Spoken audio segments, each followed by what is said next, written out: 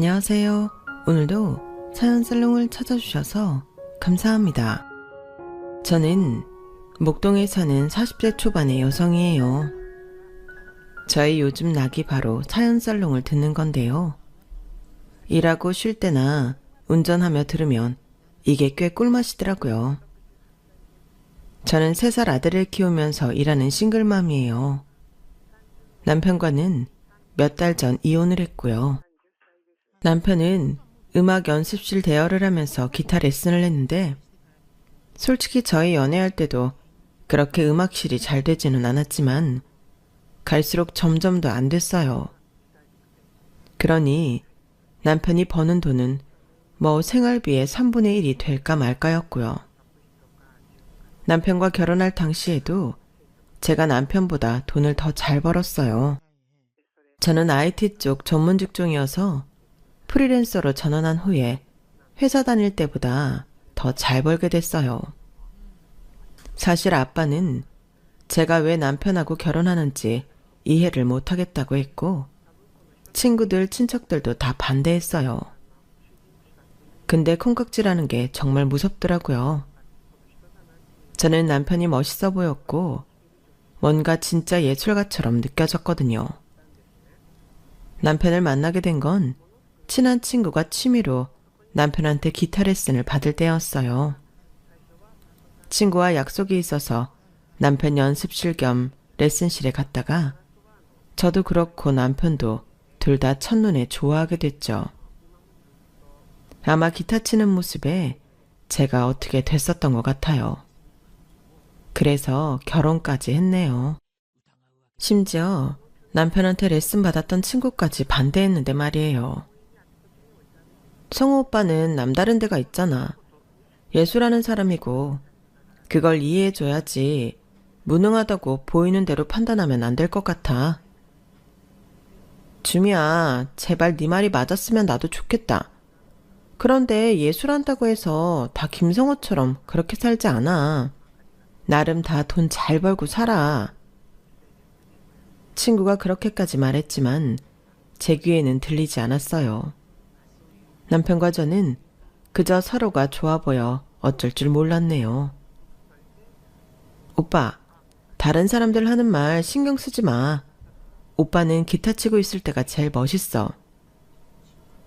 다들 줌이 너 같으면 얼마나 좋을까? 아니, 세상 사람의 10분의 1. 그것도 아니지. 100분의 1만 나를 이해해줘도 좋겠어. 이제 내가 있잖아. 다른 사람 이해가 뭐 필요해? 우리가 서로 이해하고 잘 살면 되지. 그래, 맞네 네 말이. 맞아. 내가 주미 너 걱정 안 하게 내 몸 관리는 정말 잘하고 살 자신 있어. 참, 내가 너 들려주려고 연습한 곡 있거든? 이게 운지가 꽤 어렵고 빠른 곡이라서 기술이 필요하거든. 그렇게 저만을 위해 연주회를 하는 남편이 로맨틱하고 좋았어요. 저는 판교에 있는 회사를 다녔는데 제 분야에서 꽤 인정을 받고 있었어요. 연봉도 꽤 높았고 직책도 급이 있었고요. 저는 정규직이니 회사에서 나오는 인센티브에 여러 혜택도 있었기 때문에 남편이 좀 못 번다고 해도 크게 신경 쓸 문제가 아니라고 생각했어요.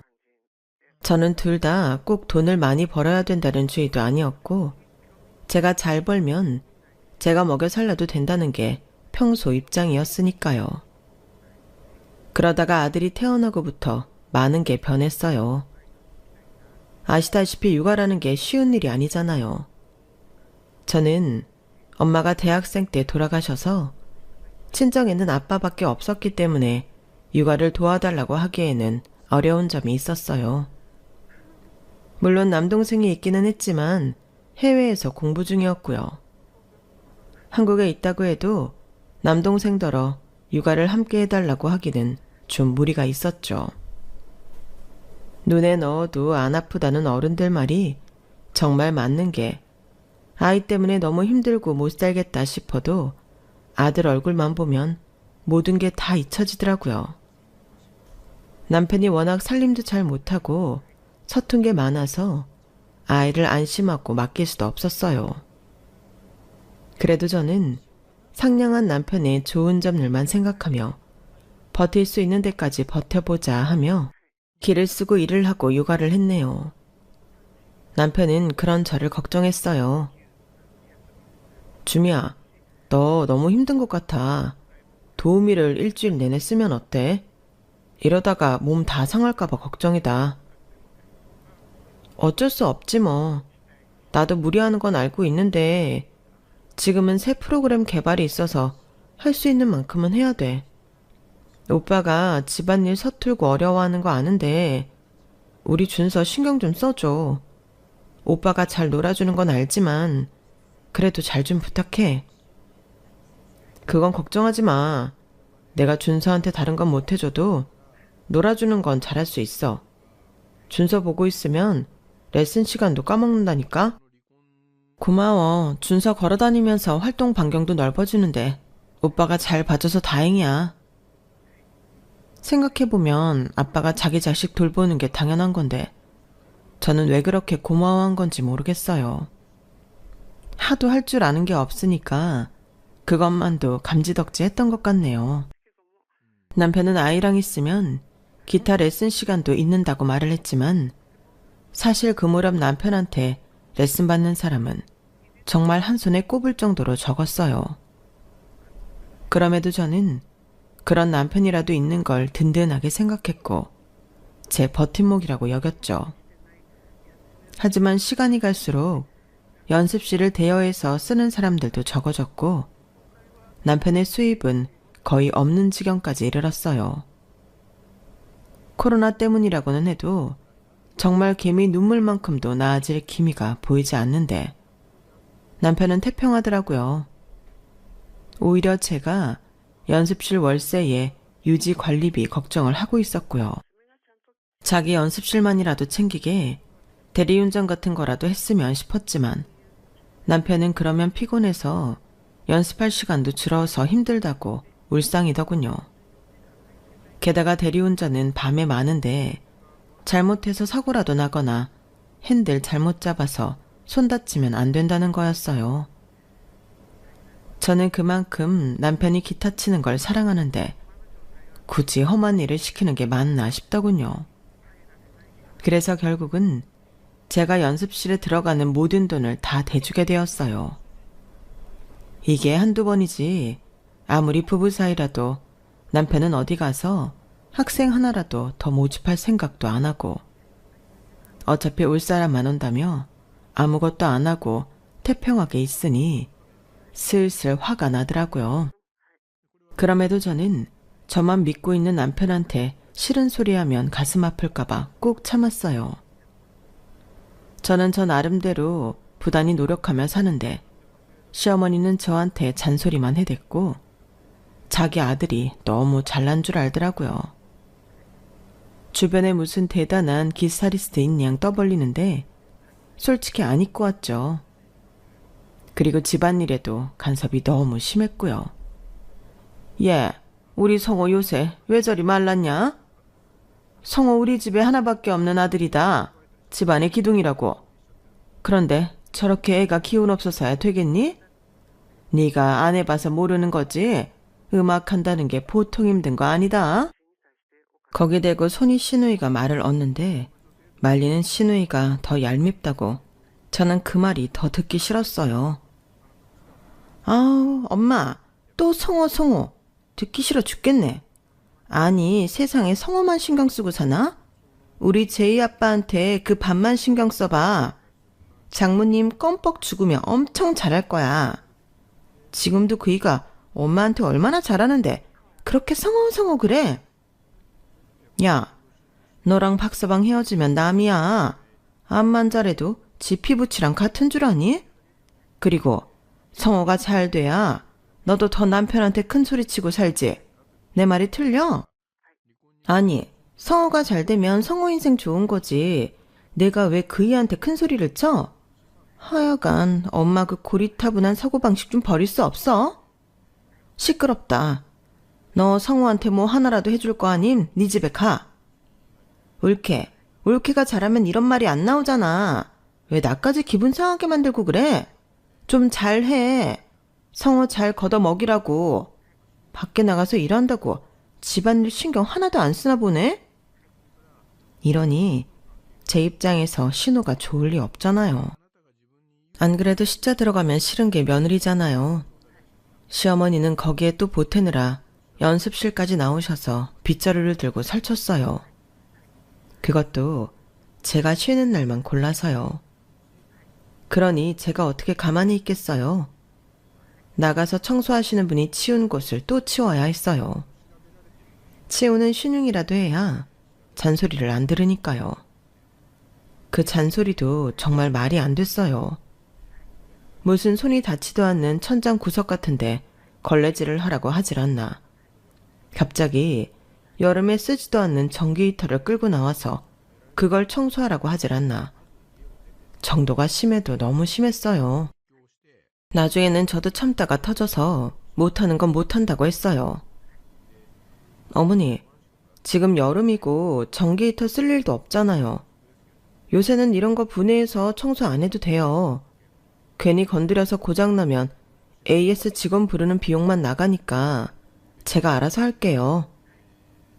안 보이는 데를 더 청결하게 해둬야 되는 거 모르니? 네가 이러니까 성호 일이 잘 안 풀리는 거야. 내 조가 별건 줄 알아?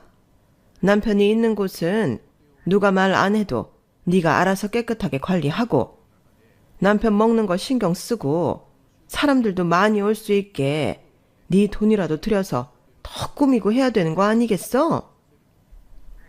안 그래도 지금 여기 유지비 제가 다 내고 있는데 그런 말씀하시면 저도 섭섭해요.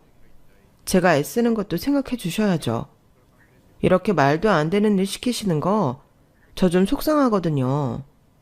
어머니, 왜 항상 제가 쉬는 날만 이 사람 연습실에 나오셔서 이러시는데요?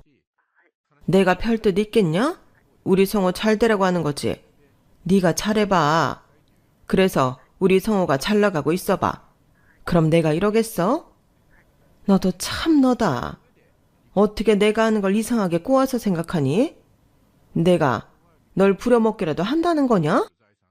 그러니까 걱정 마시고 제가 관리하는 대로 좀 두시면 좋겠어요. 저와 시어머니가 신경전을 벌이자 남편은 눈치를 보다가 얼른 끼어들었어요. 이러지 말고 엄마, 오늘은 우리랑 맛있는 거 먹고 들어가요. 어제 새로 등록한 학생이 있거든.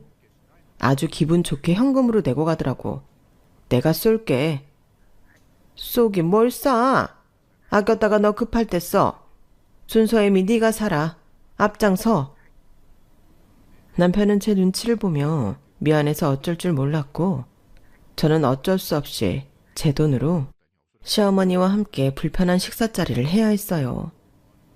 이런 일이 정말 비일비재했어요. 제가 밥 사는 게 돈 아까워서가 아니라 감정이 상하는 게 문제였죠. 돈 쓰면서 제가 기분 나빠야 했으니까요. 시어머니는 가족 행사 때고 명절 때고 사람들 모이는 자리마다 제가 내조를 잘못해서 남편 일이 잘 안 된다며 저를 비난하셨어요. 그러면서 남편은 너무 올려치기를 하니 좋은 말도 한두 번이라고 다들 듣기 싫어하는 게 눈에 보였어요. 그런다고 학생들이 더 오거나 연습하러 오는 사람들이 많은 것도 아니었고요. 그럼에도 시어머니는 저한테 자꾸 남편 연습실에 뭘 사다 놓으라고 닥달을 했어요.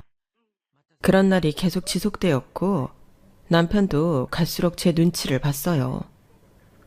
한 번은 회사 프로젝트 때문에 너무 바빠서 휴일에도 출근을 하는데 굳이 남편 레슨도 있는 시간에 저를 부르셔서 연습실 커튼들을 새로 맞추라며 한바탕 난리를 핀 적이 있었어요. 그날은 참다가 나중에 남편한테 한마디 했네요. 나 요즘 프로젝트 때문에 정신 없는데 어머니가 갑자기 불러대시니 솔직히 너무 힘들어. 나 지금 상태 어떤지 오빠도 알잖아. 오빠라도 어머니 좀 말리면 안 돼? 오빠가 아무 말도 안 하니까 더 하시는 것 같아. 알지. 나도 너무 미안한데 엄마가 내가 말한다고 들어야 말이지. 오히려 내가 마누라 편든다고 너한테 더 뭐라고 할까봐 뭐라 하고 싶어도 못하는 거야. 엄마도 내가 얼른 자리 잡고 잘 되기를 바라셔서 저러시는 거니까 조금만 참아줘. 내가 엄마 이렇게 자주 오지는 않게 설득해 볼게. 나를 봐서라도 한 번만 더 참아주라. 내가 꼭 잘 말할게. 알았어. 오빠만 믿을게. 오빠가 중간에서 좀 잘해주라. 남편은 계속 저한테 미안해했고, 그러니 저는 더 이상 남편 보고 뭐라고 할 수 없었어요. 그리고 남편이 뭐라고 했는지는 몰라도 시어머니가 좀 수그러들기는 했어요. 그런데 그 즈음 아빠가 갑자기 폐렴에 걸리면서 병원에 입원을 하게 됐어요. 아니, 갑자기 웬 폐렴이요? 폐렴 걸릴 일이 없는데? 진단이 잘못된 거 아니에요? 제 말에 의사는 노인들은 폐렴에 잘 걸린다며 설명을 했어요. 흡인성 폐렴이라고 음식을 잘못 삼켜서 넘어가도 걸릴 수도 있어요. 아버님의 경우 그렇기는 한데 그동안 몸이 많이 쇠약해져 있었네요. 지금 잘 치료를 받으셔야 하니까 입원한 동안 검사도 잘 받으실 수 있게 따님께서도 한 번 더 말씀해 주세요. 저는 바로 아빠 병실을 1인실로 잡고 입원 수속을 밟았어요. 아빠는 이런 걸로 입원까지 안 해도 된다고 계속 고집 부리셨고요.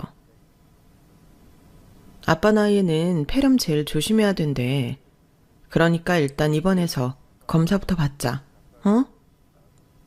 아, 그러지 않아도 된다니까 그러네. 집에서 약 먹으면서 좀 쉬면 낫는다고.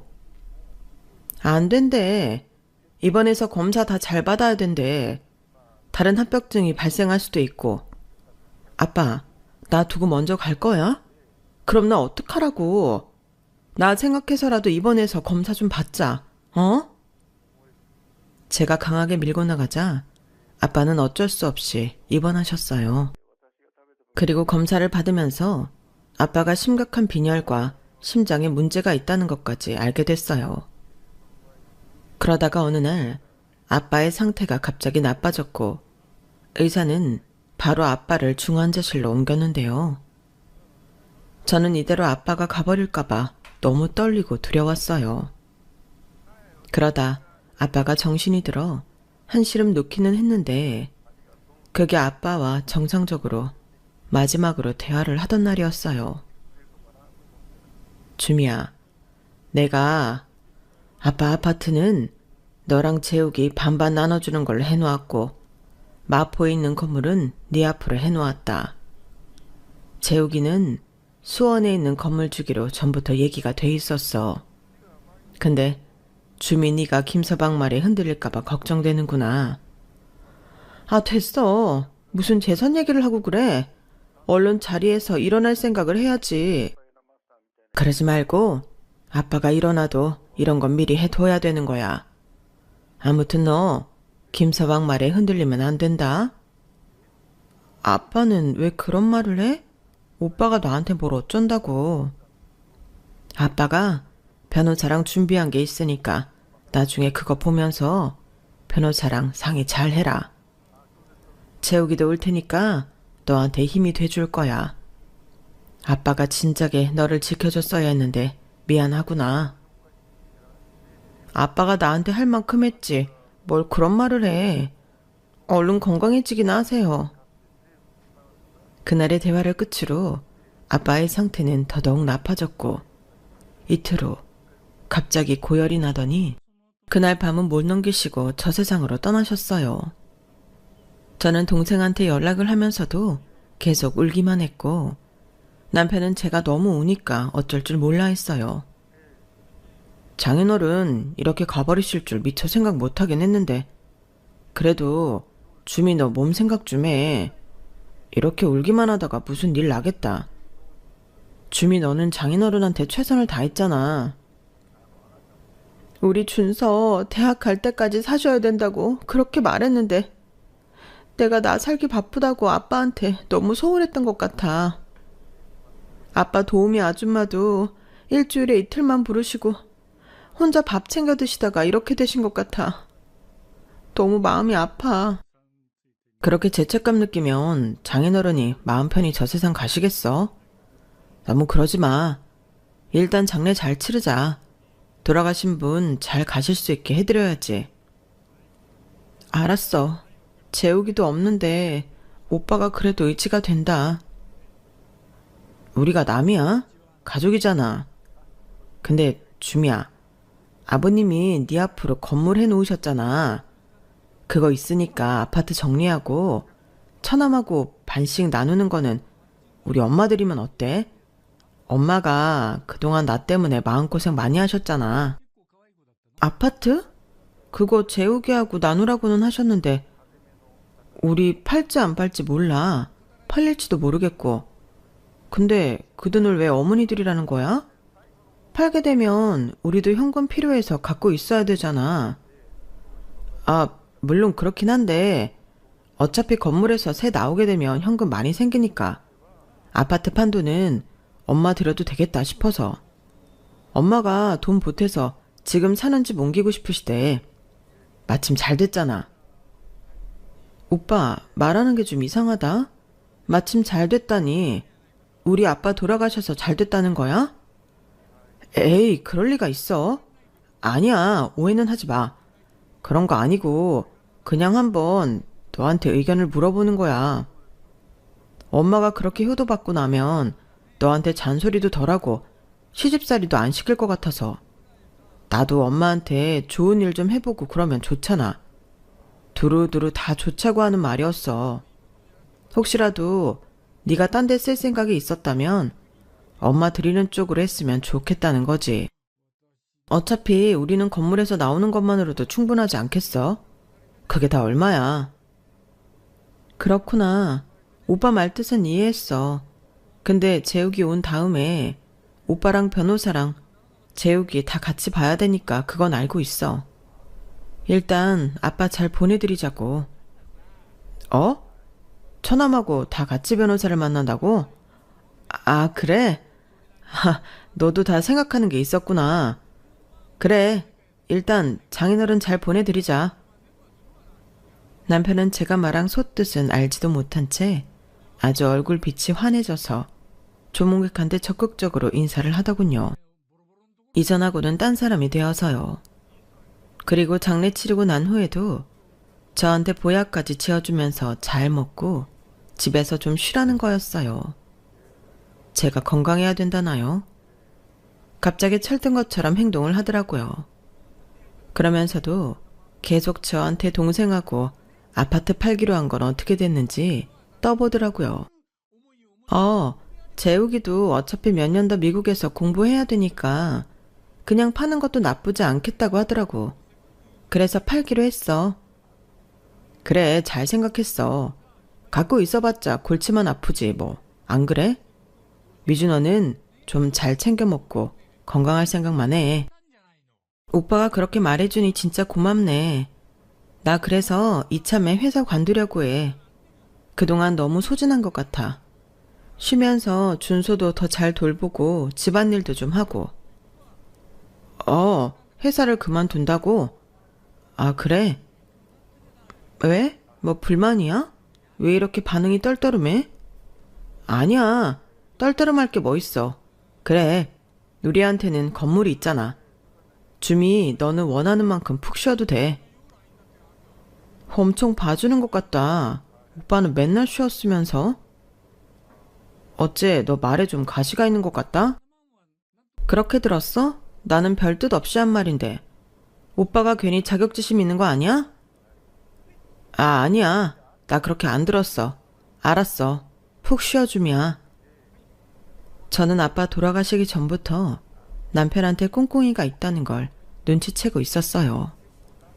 하지만 너무 티를 내면서 남편을 몰아붙이면 어떤 거짓말을 하고 얼버무릴지 몰라 일부러 능척을 떨며 남편이 어떻게 나오는지 지켜봤어요.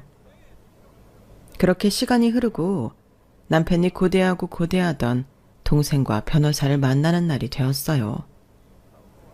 기대에 가득 찬 표정이었던 남편이 변호사가 하는 말에 완전 표정이 썩는데 진짜 볼만하더라고요.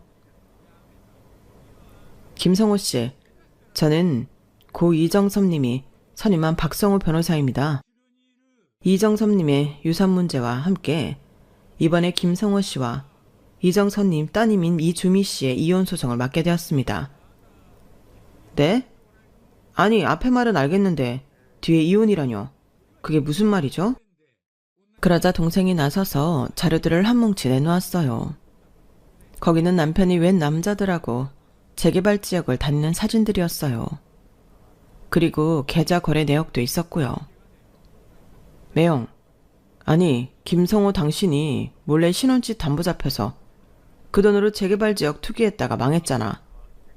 그래놓고 사채 얻어다 쓰고 그 돈 감당 안 되니까 누나 도장하고 신분증 몰래 빼돌려서 또 빚지고, 그거 우리 누나한테 다 덤탱이 씌우려고 한 거 아빠가 몰래 조사해서 자료 다 모아놨거든. 나도 그 얘기 듣고 얼마나 열불나는 줄 알아? 그러니 아빠는 어떠셨을까?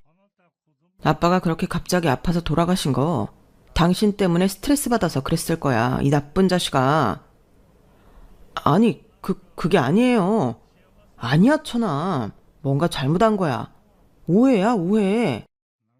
김성호 씨, 사채 빌려준 곳 사장한테도 다 확인했고 이 사진 쪽 사람들한테 당신이 투기했다는 거 다 확인받았어요.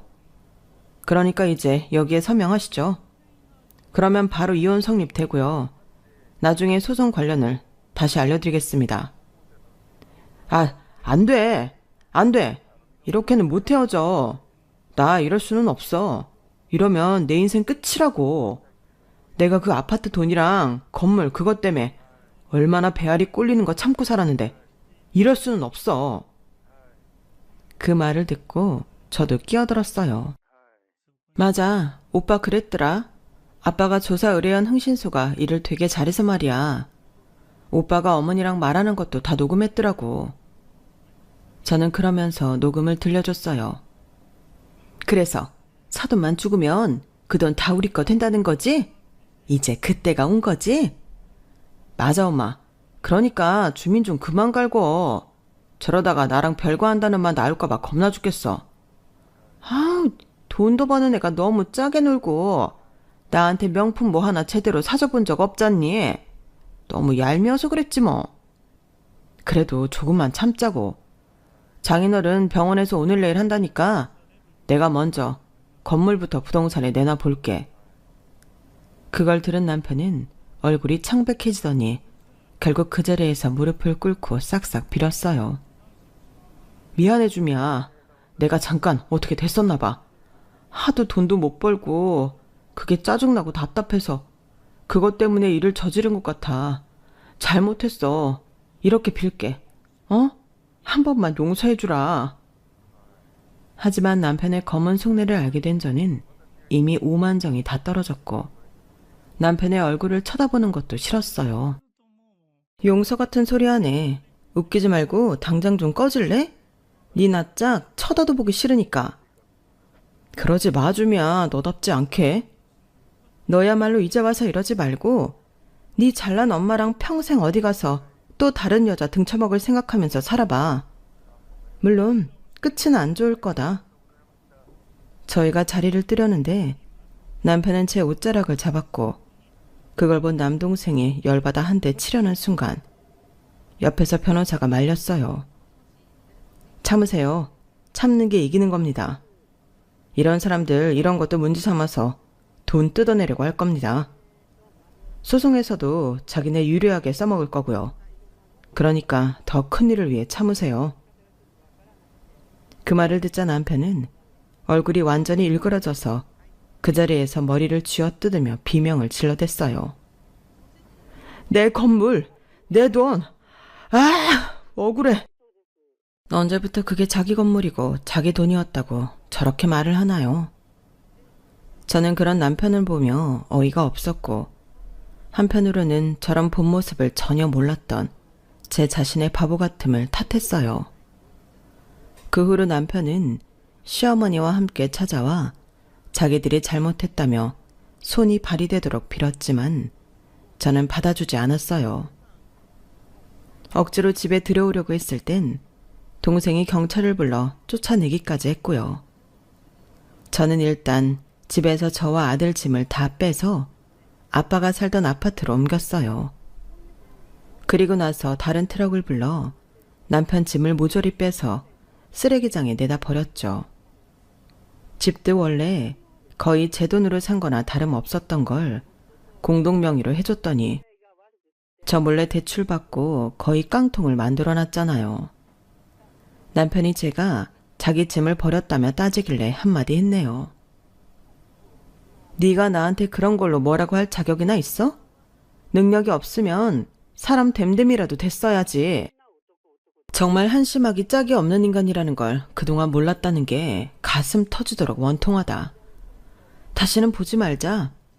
내 눈앞에 나타나면 그날 진짜 너는 끝인 줄 알아. 미안해 줌이야. 근데 나 진짜 어디 갈 데가 없어서 그러는데, 아니 장인 어른이 주신 아파트 안 팔렸으면 내가 잠깐 들어가서 살면 안 될까? 내가 정말 갈 데가 없어서 그래. 엄마 집에 내 방이 없잖아. 지금 누나 와 있다고 엄마가 나 오지 말래.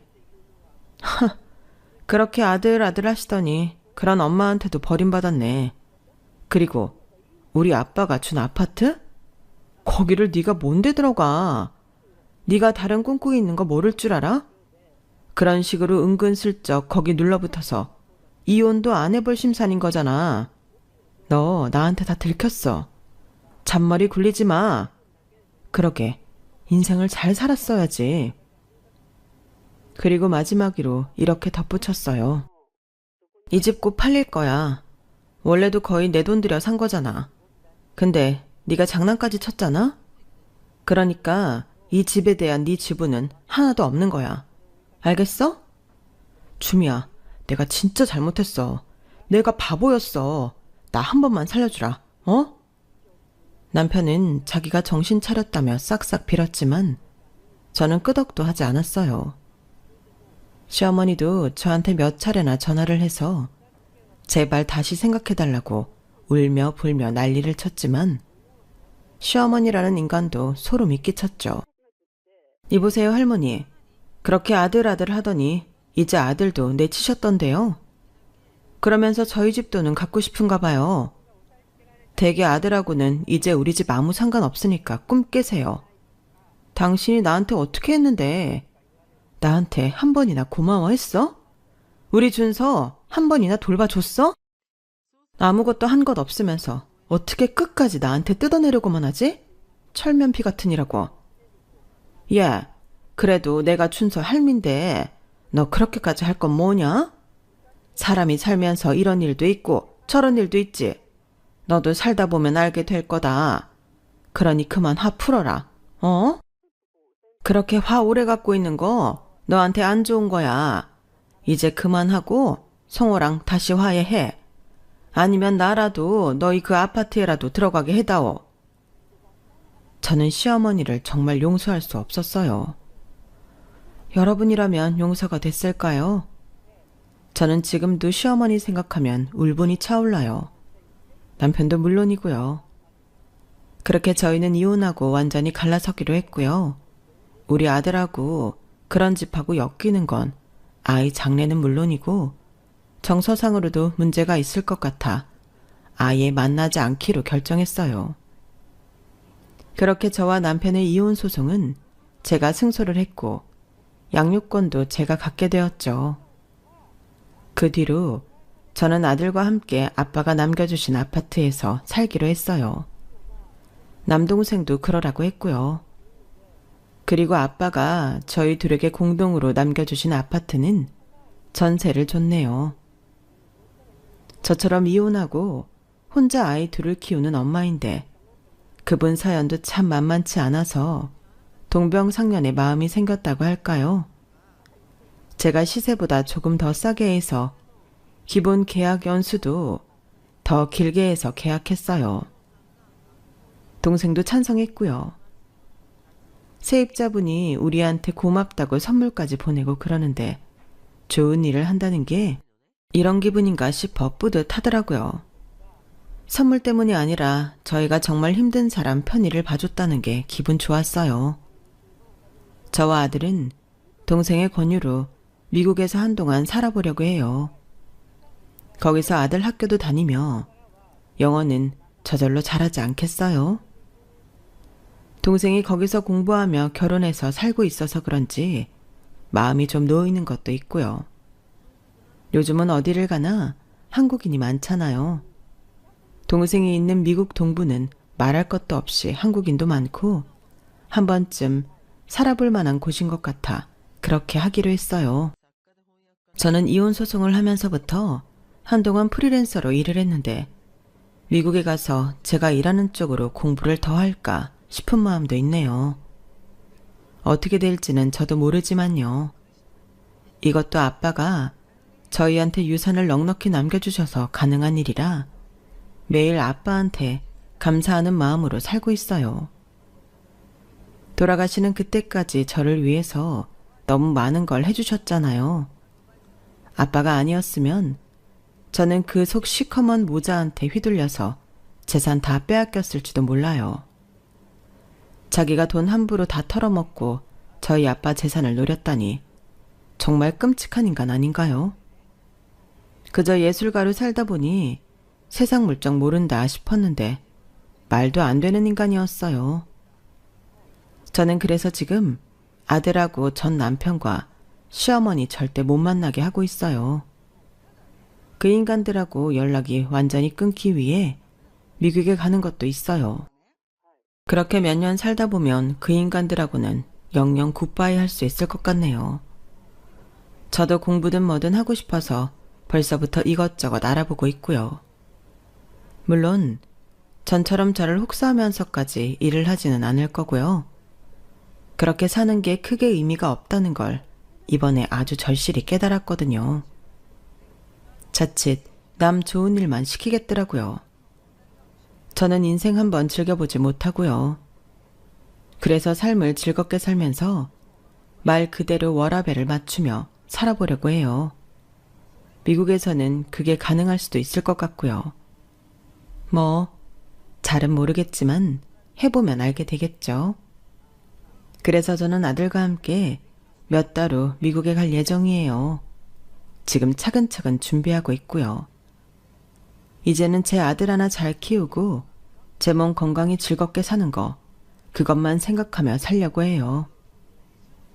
그럼 지금까지 저의 긴 이야기 들어주셔서 감사해요. 들어주신 모든 분들도 건강하시고 매일매일 행복하세요. 여러분, 사연 댓글에 응원과 현명한 조언 부탁드려요. 좋아요와 구독은 저에게 큰 힘이 됩니다. 오늘도 좋은 일 가득하세요.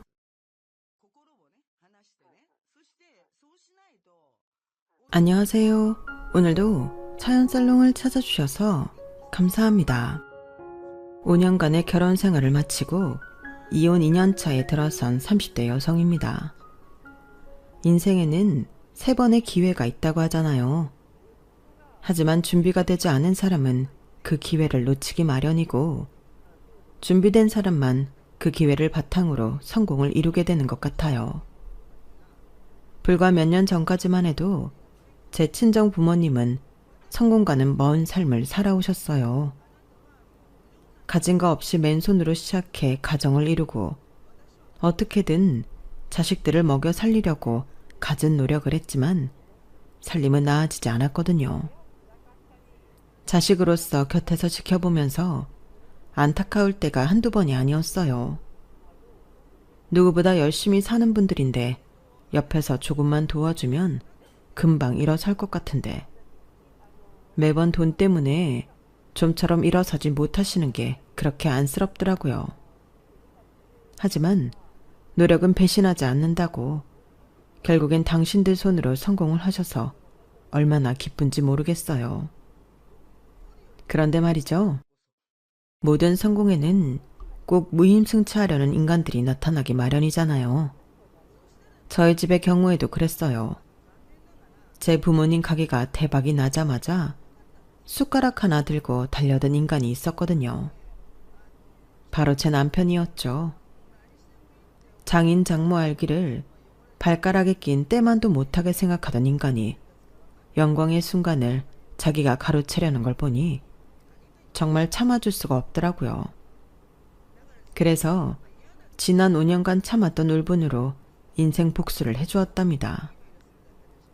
결혼한 지 2년이 되는 지금까지도 그때 일을 생각하면 속이 뻥 뚫리는 것 같다니까요.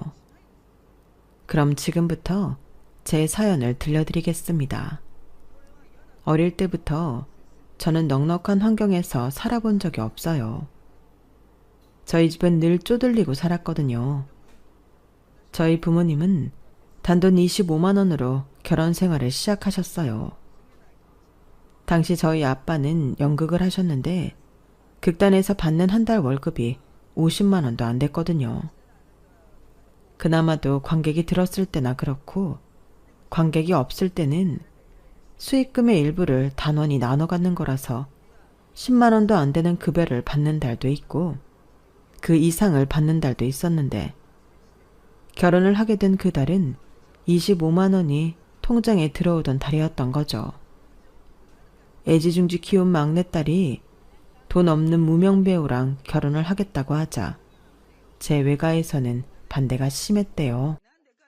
오죽하면 외할아버지가 엄마를 집에 가둬두고 집 밖에 못 나가게 했을까요? 그런데 사람 마음이 그렇잖아요. 못하게 하면 더 끈덕지게 하고 싶은 거. 저희 부모님도 그랬어요. 마치 무대 위 로미오와 줄리엣이 된 것처럼 더 서로를 그리워하고 애정을 키워나갔거든요. 그러다 결국 엄마가 집을 탈출해 아빠 월세방으로 도망쳐오면서 두 분의 역사는 시작됐어요. 당연히 외가에서는 외할아버지를 비롯해 외삼촌들까지 아빠가 일하는 극단에 찾아와 난리를 치셨죠. 무대에 올라야 하는 아빠 얼굴을 족사발을 만들어 놓기도 했어요. 그러자 참다 못한 엄마가 외가에 달려가 단판을 지었죠. 앞으로 친정엔 절대 손 안 벌릴 테니까 딸 하나 죽었다고 생각하시라고요. 그렇게 부모 형제와 절연을 한 엄마는 아빠한테 청혼을 했어요. 당시 아빠 수중에 있던 돈은 25만 원에 불과했는데도 엄마는 상관없다며 혼인신고를 하자고 했죠. 사랑 외에는 아무것도 없었던 부모님한테 같은 극단 동료들은 조촐한 결혼식을 열어주었어요. 무대 의상을 개조해 만든 웨딩드레스와 객석에서부터 이어지는 버진로드. 청춘이라서 가능했던 결혼식이었죠. 하지만 무대 위에서 결혼식을 했던 아빠는 얼마 뒤 무대를 떠날 수밖에 없었어요. 엄마가 저를 가지셨거든요. 자식이 태어나는데 대학생 용돈밖에 안 되는 돈을 받으며 연극을 지킬 수는 없었을 거예요. 연극 무대에 서면서 자연스레 습득한 목공 기술 덕분에 아빠는 금방 취직을 할 수 있었어요. 비록 공사판 일이었지만 연극을 하던 때보다는 훨씬 풍족하게 살 수 있었다더군요. 제가 젖을 떼면서부터는 엄마도 일을 시작했어요. 비록 대학 졸업은 못했지만 명문대 출신이라서 과외자리도 구할 수 있었거든요. 두 분이 안팎으로 열심히 돈을 번 덕분에 생활은 많이 안정되었지만 꼭 이럴 때 일이 생기기 마련이잖아요.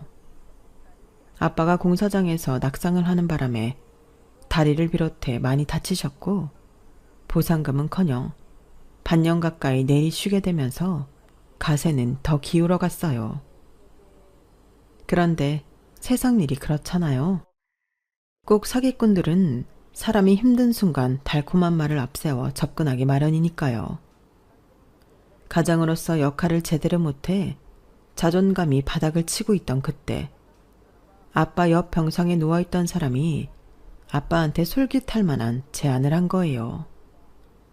자기는 대학 근처에서 식당을 하는 사람인데 이제 돈도 벌 만큼 벌었고 이제는 좀 쉬고 싶다며 아빠한테 자기 가게를 인수하라고 한 거예요. 당장 돈이 없어서 보증금 마련이 어렵다고 하자 자기가 아는 곳에서 대출을 받게 해줄 테니 그 돈으로 보증금을 마련하라고 한 거죠. 당시 저희 아빠는 마땅한 직업이 없어서 대출을 받을 수 없는 상황이었거든요. 나머지 보증금은 장사해서 천천히 갚아.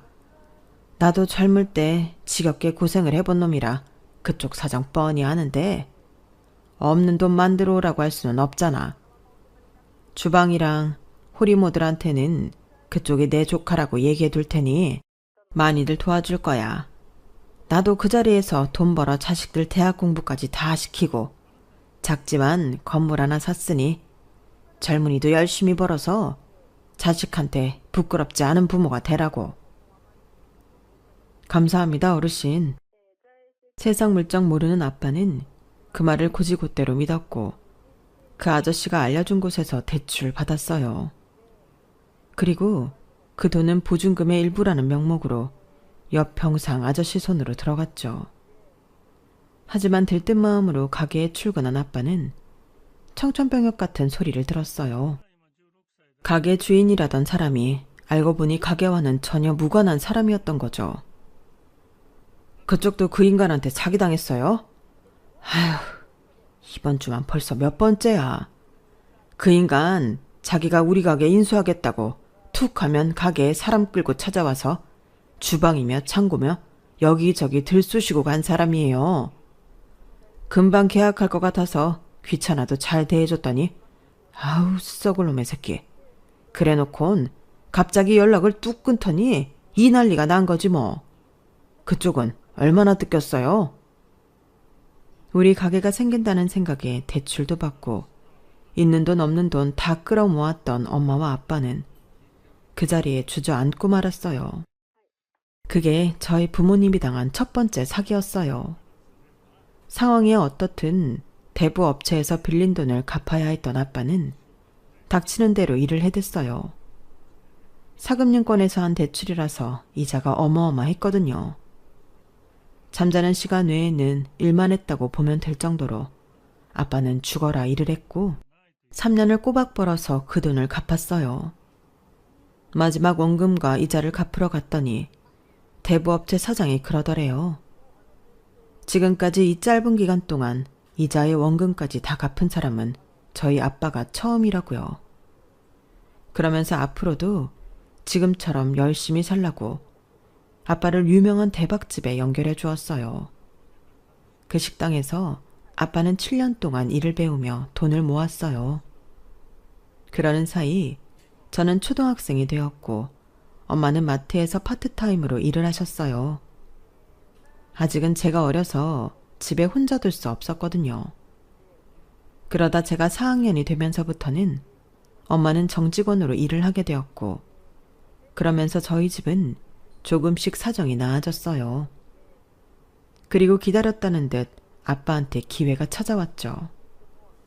대박집 사장님이 아빠한테 분점을 내주시기로 한 거예요. 워낙 입소문도 많이 나고 장사가 잘 되는 집이라서 분점을 차리기만 하면 논하는 건 일도 아니었어요. 따놓은 당상이었으니까요.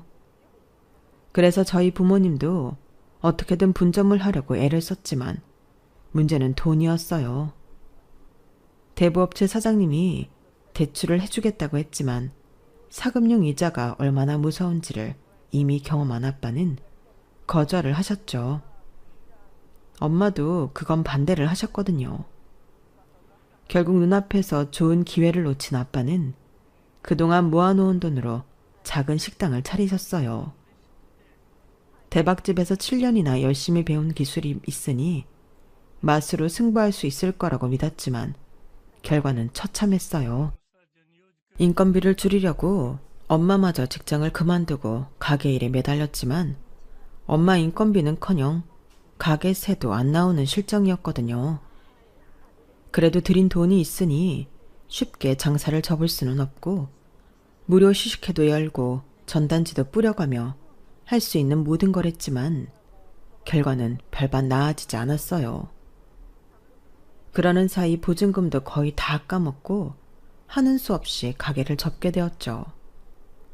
하필 제가 막 대학에 입학을 앞둔 시기라서 제 대학 등록금까지 겹쳐서 부모님이 많이 힘들어 하셨어요. 그래서 대학을 포기하겠다고 말씀드렸더니 아빠가 엄청 화를 내시더라고요. 지은아, 아빠는 4살 때 부모한테 버려져서 시설에서 자랐어. 살면서 내가 제일 부러웠던 거 뭔지 아니? 공부하라고 혼내는 부모님이었다. 시설에서 사는 동안 아무도 내 성적에 대해 관심이 없었거든. 내가 대학을 가든 고등학교를 중퇴를 하든 아무도 관심이 없었어. 내 부모가 아니었으니까. 앞으로 내 인생에 대해 상관없었으니까. 하지만 넌 아니잖니? 엄마도 있고 아빠도 있는데 어렵게 붙은 대학까지 포기한다는 게 말이 되니? 아빠는 배운 것도 없고 그래서 이 나이까지 이러고 살고 있지만 넌 달랐으면 좋겠다. 그러기 위해서는 배워야 돼. 대학 등록금은 걱정 마라. 아빠 아직 짱짱해. 뭐 하면 공사판에 다시 나가도 되고 가게가 없으면 포장마차 끌고 나가서 장사해도 돼. 그러니까 넌 아무 걱정 말고 공부나 해. 그게 엄마 아빠를 위하는 길이야. 모든 부모 마음이 그렇겠지만 저희 부모님도 제 학업을 위해서라면 뭐든 하실 분들이었어요. 결국 아빠는 가게를 정리하면서 남긴 집기와 재료를 들고 길거리로 나가셨어요. 요즘은 예전처럼 아무 데서나 장사를 할 수는 없고 노점 허가를 받아야만 장사를 할 수 있었어요.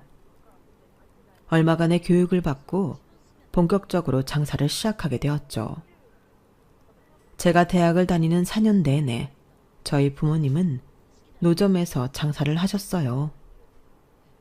기온이 영하 20도 가까이 떨어지는 날에도 길 위에서 장사를 하셨고 낮 기온이 35도까지 오르는 날에도 불 앞에서 더위와 싸우며 장사를 하셨어요.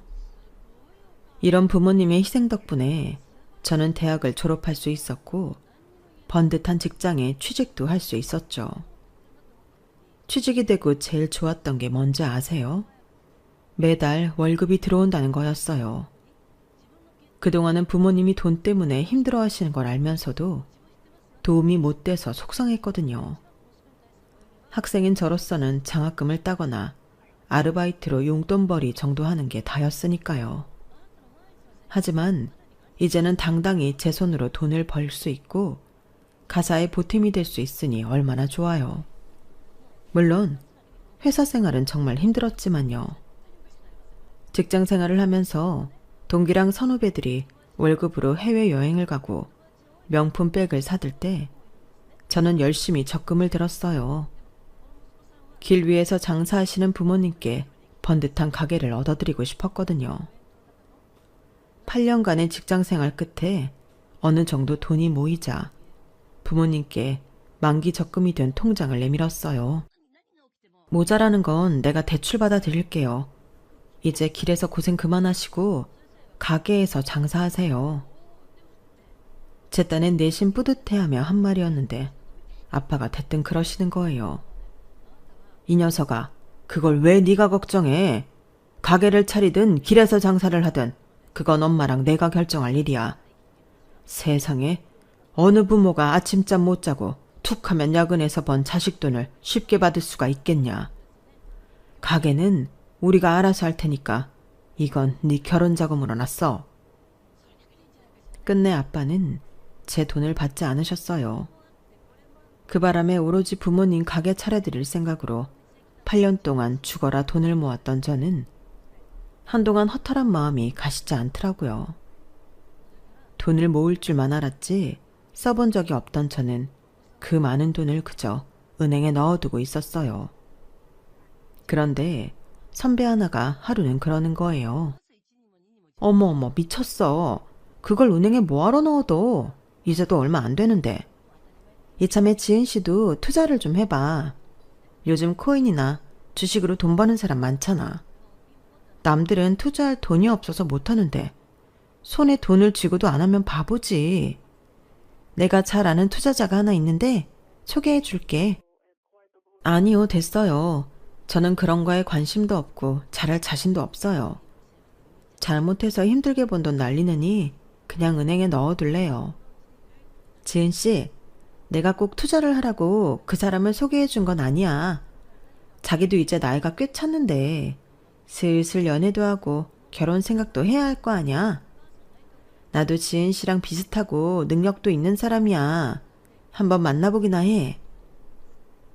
선배는 싫다는 저를 끝내 미팅 자리까지 내보냈어요. 상대 남자는 한눈에 봐도 자신감의 참모습이었어요. 인물이 좋은 것도 아니고 키가 큰 것도 아닌데 당당한 걸음걸이와 확신에 찬 말투가 꽤 신뢰감을 주는 사람이더라고요. 하지만 이성으로서 관심이 가는 타입은 아니어서 첫 만남 이후 연락은 하지 않았어요. 그랬더니 얼마 뒤 저희 회사로 찾아왔더라고요. 말로는 퇴근길에 회사 앞을 지나다가 들렀다고 하는데 딱 보면 모르나요? 일부러 온 게 분명했죠. 딱히 반갑거나 하지는 않았지만 그래도 저희 회사까지 와준 성의가 고마워서 제가 저녁을 사겠다고 했어요.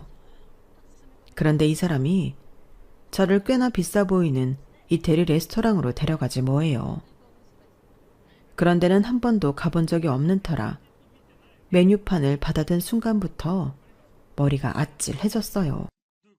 그런데 제가 걱정할 겨를도 없이 자기가 알아서 주문을 해주더라고요. 그리고는 차에 두고 온 게 있다며 잠깐 밖으로 나갔어요. 기다리는 동안 저는 좀 전에 주문한 음식값을 계산해 보기로 했어요.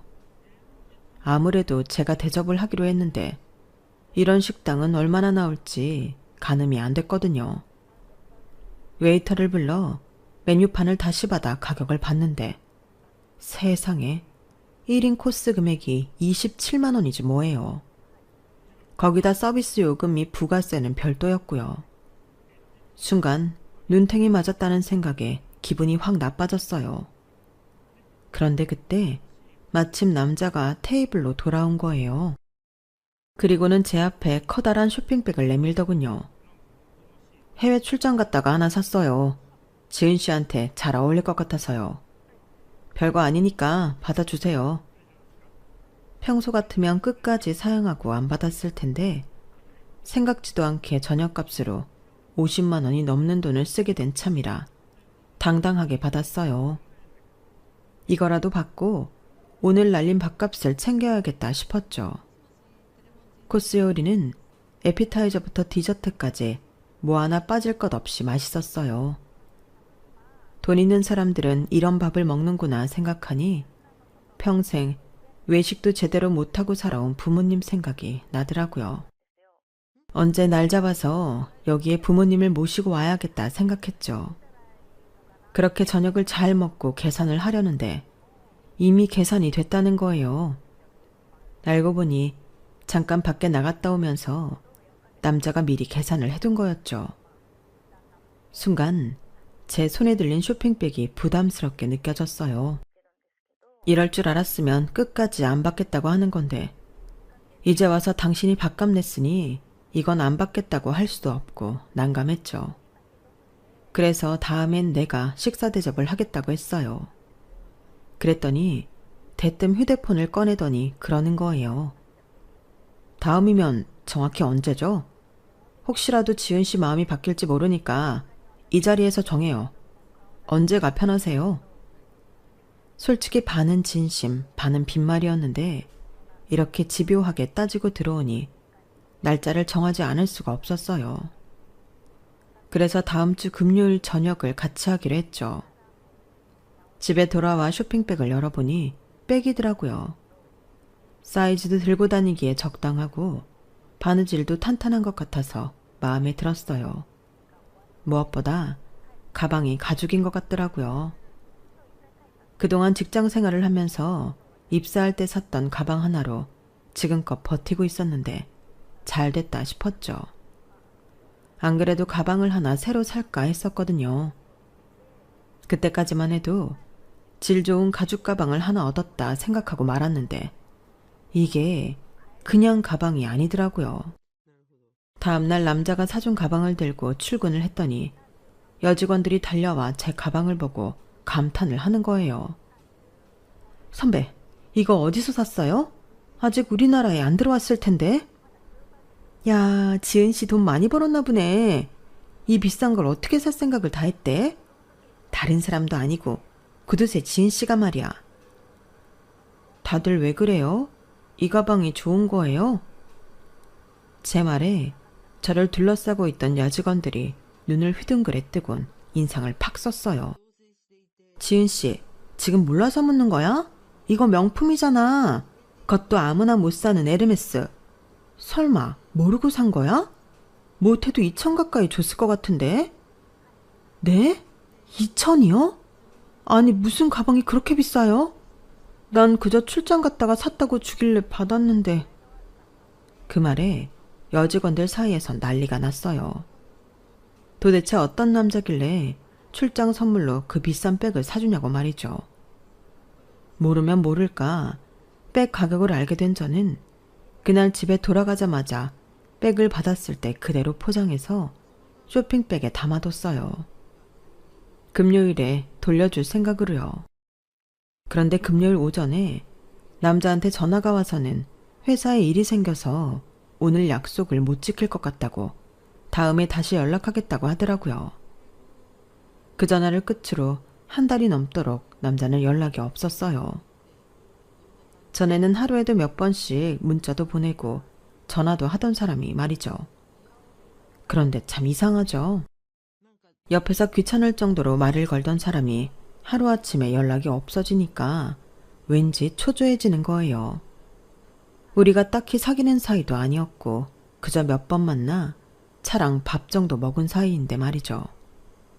그런데 이게 다 남자의 계략이었던 거예요. 연락이 없은 지 2달여 가량 지난 시점에 남자가 연락도 없이 저희 회사 로비로 찾아왔더라고요. 로비에 서 있는 남자를 보니 왜 그렇게 반갑던지. 연애할 땐 먼저 상대에게 애가 타면 지는 거라더니 제가 딱 그 짝이었죠 뭐.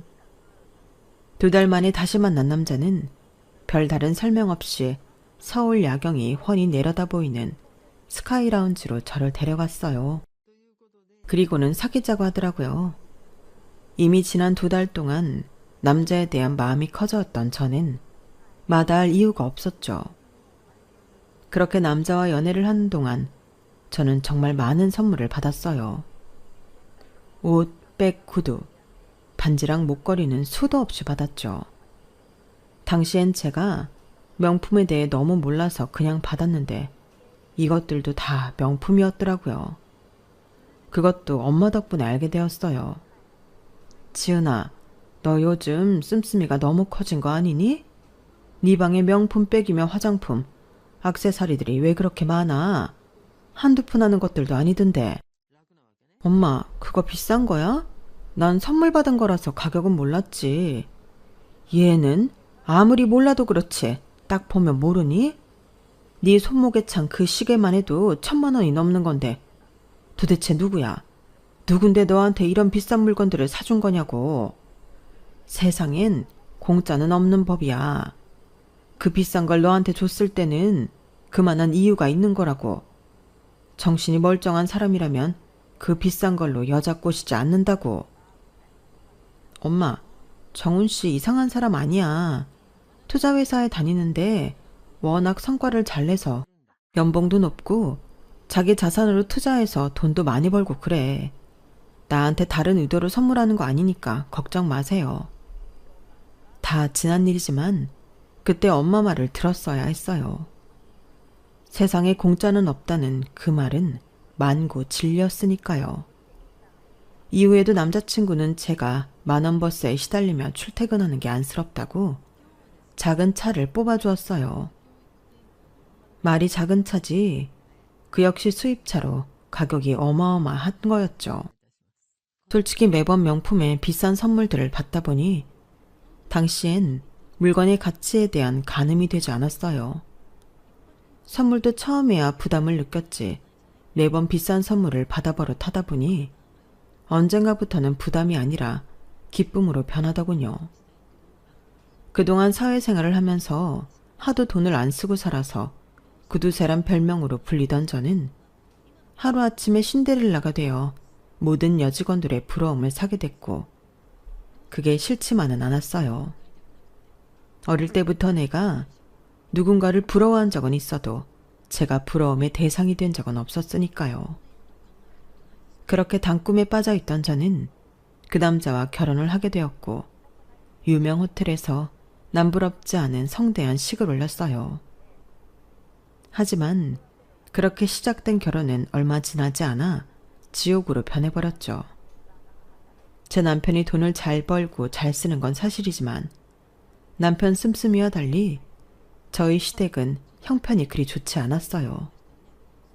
말 그대로 제 남편은 개천에서 난 용이었거든요.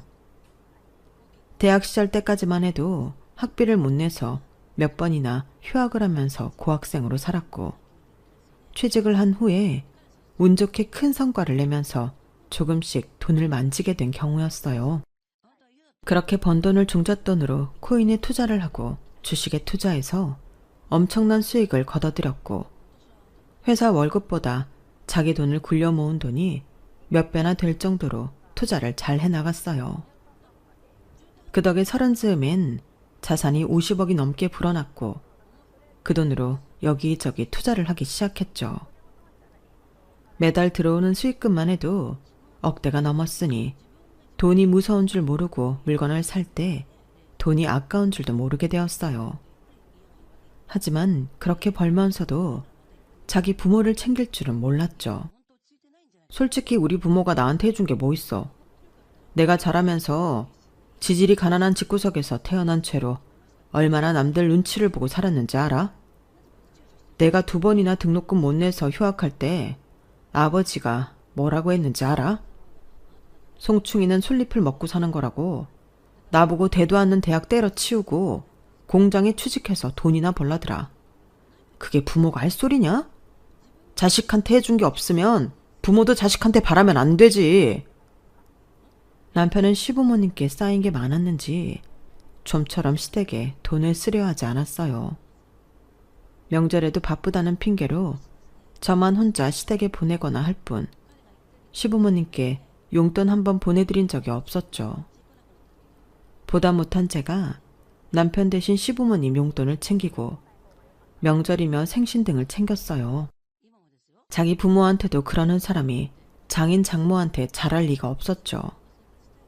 그래도 내 남편인데 부모님한테 잘 보이고 싶은 마음에 저는 남편이 보내준 걸로 하고 용돈이며 선물들을 사보내곤 했어요. 사실 얼마 안 되는 용돈과 선물을 보내면서도 남편 눈치가 보이기는 하더라고요. 아무래도 제 돈이 아니었으니까요. 결혼을 하면서 퇴사를 했기 때문에 저는 남편이 주는 생활비로 가게를 꾸려나갔거든요. 자의에 의한 퇴사는 아니었고 회사 내에서 명예퇴직자 명단에 제가 들어가는 바람에 고민하던 차에 남편이 결혼 후에는 살림만 해줬으면 한다고 해서 못 이기는 척 퇴사를 해버린 거였죠. 결혼 후에도 남편 씀씀이는 줄어들지 않았고 그래도 매달 주는 생활비 액수가 상당했기 때문에 저도 딱히 불만은 없었어요. 그 일이 있기 전까지는요. 하루는 남편과 함께 부부 동반 모임에 나가게 되었는데 평소 자주 보던 사람들이 아니라서 저는 여자들 틈에서 겉돌고 있었어요. 남편 대학 동기들 모임에는 몇 번 나가봤지만 사회에서 만난 사람들 간의 사모임에는 처음이었거든요. 그 모임은 투자를 직업으로 하는 사람들과 그들에게 투자를 맡긴 사람들이 모여 만든 모임이었는데 그 안에서 제 남편은 꽤 유능한 금융맨이자 화끈한 투자자로 알려져 있었어요. 그래서인지 대학 동기들 모임에서보다 남편 목소리가 더 커지더라고요. 그런데 한참 사업 투자 얘기를 하던 남편이 뜬금없이 제 친정 얘기를 꺼낸 거예요. 부모복 없는 놈은 처가복도 없나 봐요. 어떻게 된 게 사방이 내 돈 빼먹으려는 인간들밖에 없어요. 장인 장모마저도 거머리 같은 사람들 만나서 매달 돈을 쪽쪽 빨린다니까요. 아휴, 이놈의 인생 역같아서 정말. 남편의 말에 사람들은 제 눈치를 살폈어요. 방금 전까지 제게 웃는 얼굴로 대하던 사람들은 어색한 눈빛으로 저를 바라보기 시작했고 급기야 몇몇은 괜찮느냐고 남편분이 좀 취하신 것 같다며 위로 아닌 위로까지 하더군요. 그날 대리기사를 불러 집에 돌아오는데 남편이 차 안에서 그러는 거예요. 야, 인상 풀어. 내가 맨날 너한테 가져다주는 돈이 얼만데 감히 내 앞에서 똥 씹은 표정이야. 남의 돈을 받아 처먹으려면 더럽고 치사해도 그 앞에선 웃는 낯으로 대해야 되는 거야. 돈 받았으면 돈값을 하라고. 남편은 마치 저를 돈 받고 일하는 사람 대하듯 한 소리를 해댔고 눈미러로 저와 눈이 마주친 대리기사님은 난처한 표정으로 고개를 돌리더군요. 그날부터 제 가슴속에는 이혼에 대한 열망이 높아졌어요. 굶고 살아도 저런 인간 돈으로 살고 싶지 않았거든요. 그런데 가만 생각해 보니까 내가 남편한테 그런 대접을 받으면서 고개 숙일 이유가 없더라고요. 비록 제가 밖에서 돈을 벌지는 않지만 집에서 가사노동은 하고 살잖아요. 더러운 남편 비위 맞춰가며 시댁 살림도 챙기고 있고요. 그깟 몇 푼 안 되는 돈, 내 친정 부모님께 용돈 드리는 거야. 내 가사노동비에서 떼어드린다 생각하면 문제도 아닌 거였어요.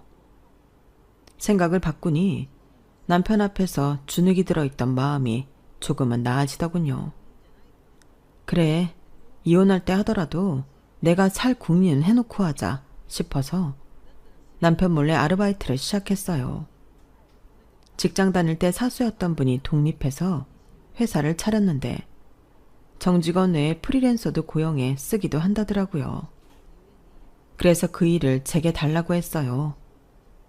큰 돈은 아니었지만 일감이 있을 때마다 목돈이 들어오니 자투리 시간을 할애해서 일하는 것 치고는 벌이가 꽤 쏠쏠하더라고요.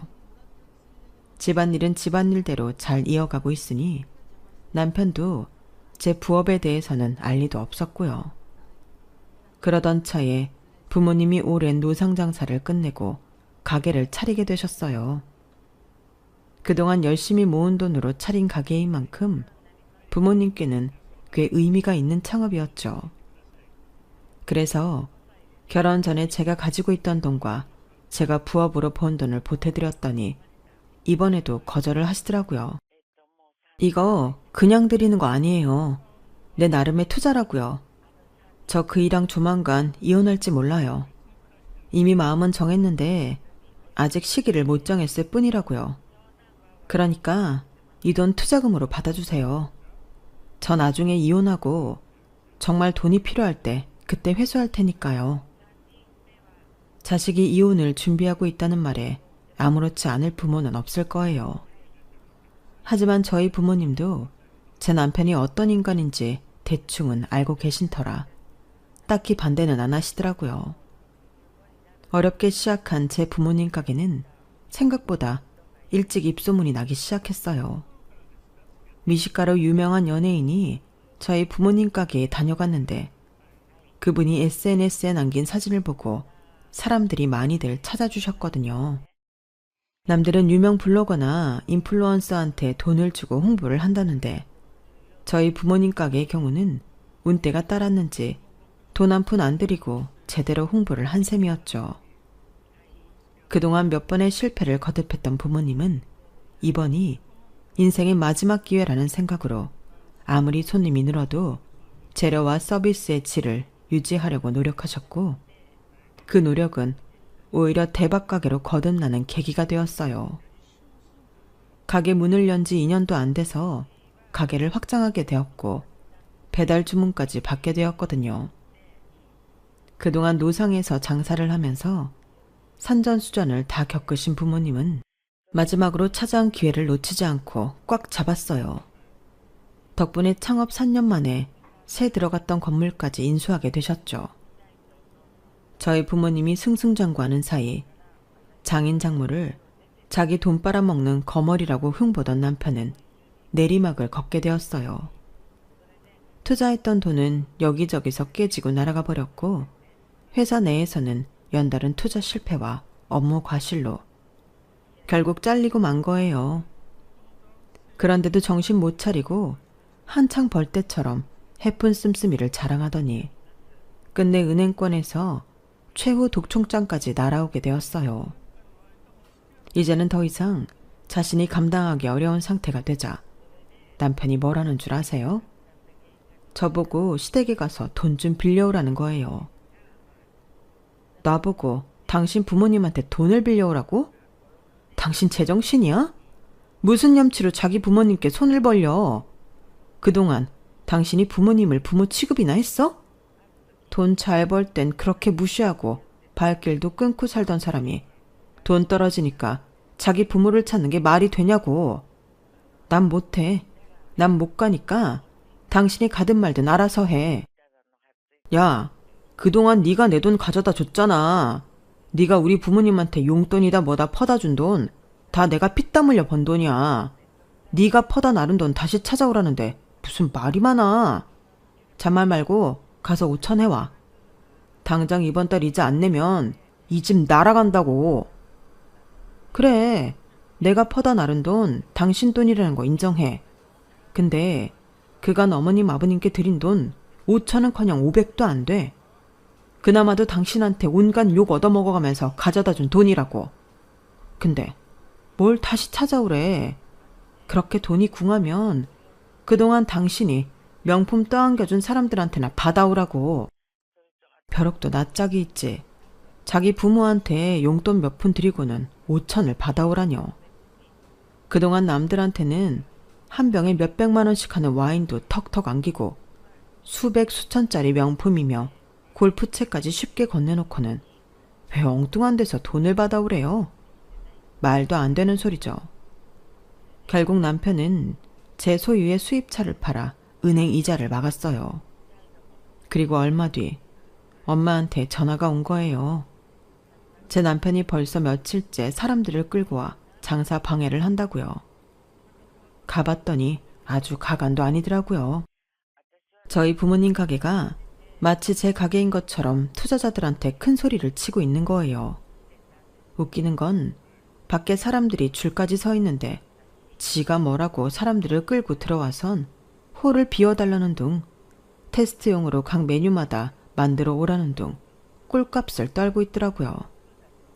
엄마 말로는 벌써 며칠째 장사를 방해하며 이러고 있다고 하더군요. 그 때문에 손님들 사이에선 실랑이도 벌어지고 왜 줄도 안 선 사람을 먼저 들여보내냐고 항의도 많이 하고 했나 봐요. 그렇게 장사를 방해해놓고 돈이라도 내고 갔으면 말도 안 해요. 메뉴란 메뉴는 다 시켜놓고는 실컷 처먹고 돈도 안 내고 갔다는 거예요. 언제는 내 부모를 지 돈 빨아먹는 거머리라고 하더니 이제는 뭐라는 줄 아세요? 저희 부모님이 자기 동업자랍니다. 이 가게가 자기가 투자해서 차린 거라고 거짓말까지 하는데 와, 정말 철판으로 얼굴을 두른 철면피가 따로 없더라고요. 한창 거품을 물어가며 투자자들 앞에서 일장 연설을 하던 남편은 저를 보자 반갑게 손까지 흔들더라고요. 그 모습을 보니 이때다 싶었어요. 저 인간이 나를 필요로 하는 이 순간이야말로 제대로 복수할 수 있는 기회다 싶었죠. 그래서 경찰에 신고했어요. 무전 취식자 좀 잡아가라고요. 잠시 뒤 신고를 받고 경찰관 2명이 식당으로 들어왔길래 지난 며칠간 남편이 사람을 끌고 와 무전 취식을 한 내역서랑 CCTV 동영상을 증거로 제출했어요. 그리고 남편은 그 자리에서 경찰 손에 끌려가고 말았죠. 파출소에 끌려간 남편은 거기서도 고래고래 소리를 치며 내가 누군 줄 아냐는 둥, 내가 자산이 얼만지 아냐는 둥, 이제는 있지도 않은 돈을 자랑하며 큰 소리를 쳐댔어요. 참고인으로 출석한 저는 그간 정황을 설명했고 경찰은 가족 간의 일이니 집안에서 처리하라는 말을 하더라고요. 가족이요? 저 사람한테 제 부모님은 가족이 아니에요. 남들 앞에서 지 돈 빼먹는 거머리라고 하는 놈인데 무슨 가족이에요. 그리고 저 사람은 제 부모 가게랑 아무런 관련 없는 사람이에요. 그런데 거기서 투자자들을 상대로 자기 멋대로 제 부모님 가게를 두고 프랜차이즈 사업을 할 거란 둥 사기를 치는데 어떻게 가만히 보고만 있겠어요? 피해자가 나올 게 뻔한데. 이래도 가족 일이라고 집에서 해결하라고 하실 건가요?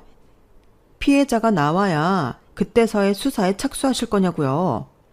저 사람은 잠재적 사기꾼이라고요. 남편을 따라와 파출소에 와 있던 투자자들은 제 말에 두 눈이 커졌어요. 그러고는 남편한테 어떻게 된 일이냐고 따져댔죠. 당연히 남편은 그 유들유들한 혓바닥으로 거짓말을 쏟아냈고 결국 저희 아빠가 파출소까지 찾아와 자기는 분점을 낼 생각이 없고 사위와는 그 일로 단 한 번도 상의한 적 없으며 창업해서 지금까지 남편 자금은 단 한 푼도 받은 적이 없다고 설명하셨어요. 그제야 투자자들은 제 남편을 사기로 고소하겠다고 하더군요. 그날 그 자리에 있던 사람들 외에도 남편한테 속아 프랜차이즈 사업에 투자를 하기로 했던 사람들까지 소송에 참여하면서 남편은 법정에 서게 되었어요. 그 사이 저는 남편한테 이혼 소송을 제기했고 여러 건의 재판으로 정신이 없던 남편은 의외로 손쉽게 이혼 서류에 사인을 해주더군요. 그렇게 저는 남편과 이혼을 하게 됐고 현재는 재취업에 성공해 직장인으로 살고 있어요. 제가 남편과 살았던 5년은 어쩌면 물질의 눈이 어두워 멍청한 선택을 한 제 잘못 때문인지도 모르겠어요. 돈이라는 게 한순간에 사람 눈을 멀게 할 수 있다는 걸 그때는 몰랐거든요. 하루하루 내 손으로 땀 흘리며 일하며 번 돈이야말로 진정한 결실인데 말이죠. 남편은 저와 이혼 이후에도 여러 건의 소송으로 현재 수감 생활을 하고 있다고 하더군요. 가족도 나몰라라 하고 돈 외엔 아무것도 보지 못하던 남편은 결국 가족들한테 버림받고 곁에 아무도 없이 외롭게 살게 된 거죠. 세상엔 공짜가 없다는 엄마의 말을 이제야 가슴 깊이 새기게 된 저는 앞으로 내 힘으로 떳떳하게 살아갈 생각입니다. 남의 돈으로 이룬 성공은 내 자신을 병들게 할 뿐이니까요. 지금까지 제 사연을 들어주셔서 감사합니다. 항상 기쁜 날 되시고 행복하세요. 여러분, 사연 댓글에 응원과 현명한 조언 부탁드려요. 좋아요와 구독은 저에게 큰 힘이 됩니다. 오늘도 좋은 일 가득하세요.